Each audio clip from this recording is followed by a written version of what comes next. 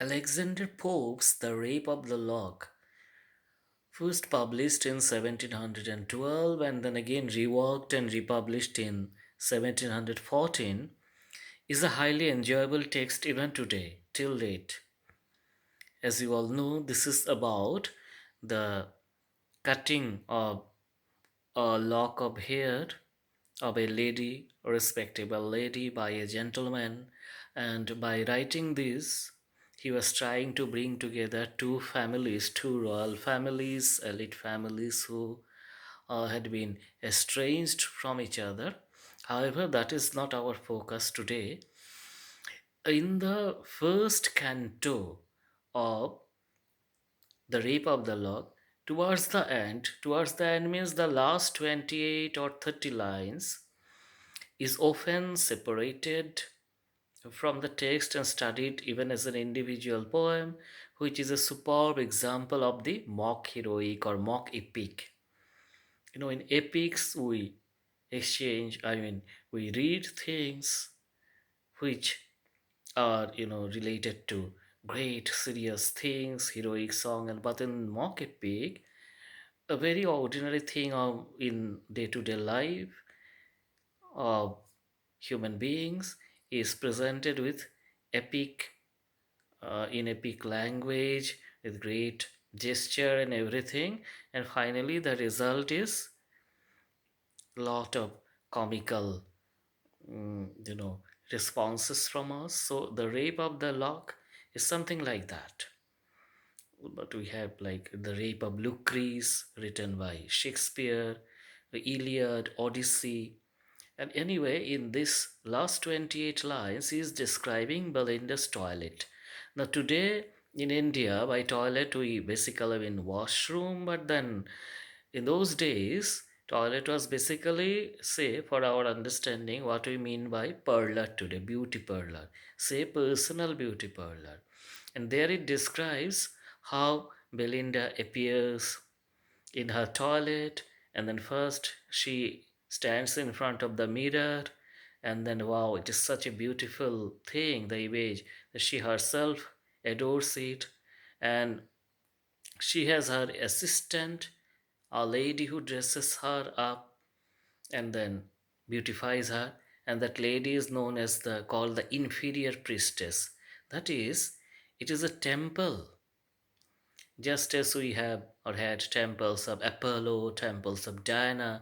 So Belinda's toilet is a great temple of beauty where Belinda is the goddess and her attendant is the priestess who adores her and decorates her, bedecks her, and worships her.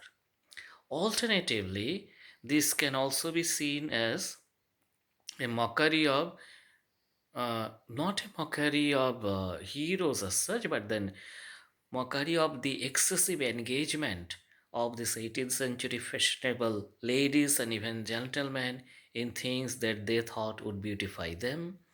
So, just as, for example, in Iliad, Achilles got ready with his armor and all before the war, with the same kind of tone and gesture, Pope tries to describe Belinda's getting ready for just seeing people around or attending parties, etc. So I'll read a couple of lines to make it clear, and I don't remember the lines by heart, unlike many other poems. So, for example, she says,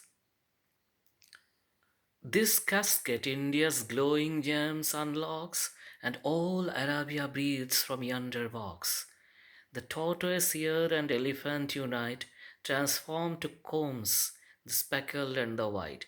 With tortoise's shell and elephant's tusks, those days combs were made. So he just presents it as if elephants and tortoises are present in Belinda's dressing room.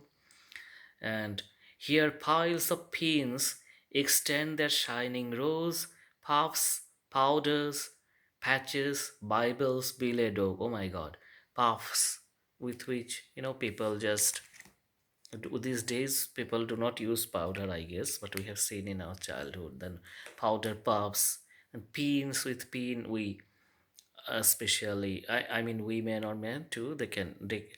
arrange their hair and many other things. So this and so many things. So these are described in such a way as it befits the description of an armory of a hero, or where arms and ammunitions are kept. And some people have read this powder as gunpowder also, which was used to make bombs, explosives, that is. So that is not necessarily so, but then even without understanding or without referring to that gunpowder, it is quite ridiculous, ludicrous. However, I wanted to emphasize on one thing, since I'm into post-colonial studies since long, why this India or Arabia here? So that leads us to Said, Orientalism, exoticizing the Orient. So let us look again. Let us look at it again. What Pope says: this casket, India's glowing gems, unlocks. There is a casket in which James, India was famous for gems, no, rubies, pearls, etc. So from one casket, India's glowing gems, and the Arab world was famous for perfume, and all Arab breathes from yonder box. In one box there is India, in one box there is Arab. Synecdoche, part for whole for part. But anyway, this Orientalist imagery is very interesting.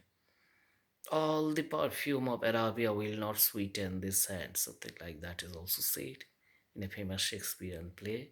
So, Belinda's toilet in brief represents Belinda's dressing room, let us say, or personal beauty parlor, mm, as a temple where beauty and the beautiful is worshipped with elaborate rituals and adored, or like a hero getting ready for an epic war, that her weapons are powder, sparks, pins, cleaves, maybe, etc.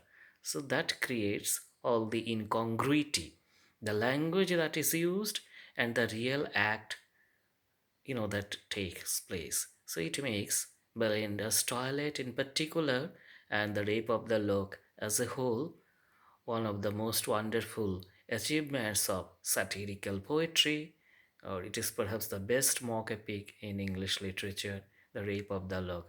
But also, I would request all of you once again to look at the references to India and Arabia and read it a bit more elaborately, you know, for what is less represented, hidden, and also India taken for granted, Arabia. That side becomes important, Orientalism. Thank you all. Please be with us.